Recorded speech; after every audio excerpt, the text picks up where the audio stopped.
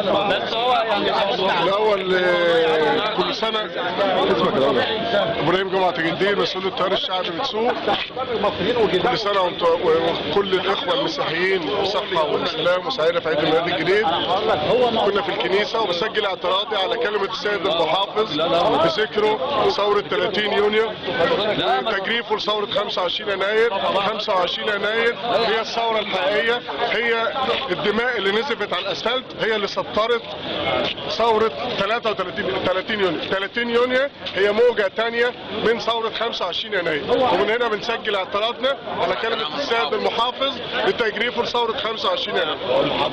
شكرا. انا عايز اقول له حاجه واحده بس، ان الثوره 30 يونيو هي الموجه الثانيه من ثوره 25 يناير.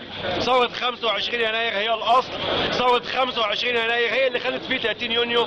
25 يناير هي اللي عملت حاجه اسمها 30 يونيو، و25 يناير والشهداء حقهم ان هم في رقبتنا ان احنا نقول لهم ان 25 يناير هي اللي ازالت نظام فاسد، نظام فاسد، نظام فاسد لابد ان نصر عليه.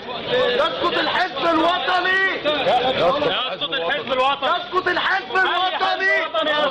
مش هو الكلام ده يا سيادة. لا يا جماعه كده يا جماعه، لا بس عيب كده، خلي بالك عيب اللي بيتعمل ده، اللي عيب يا جدعان اللي بيتعمل ده ملوش لازمه يا جماعه.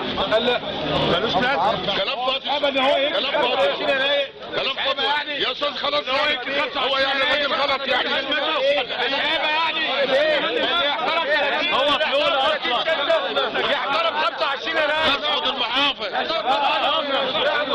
انا قلتها له وانا عندي.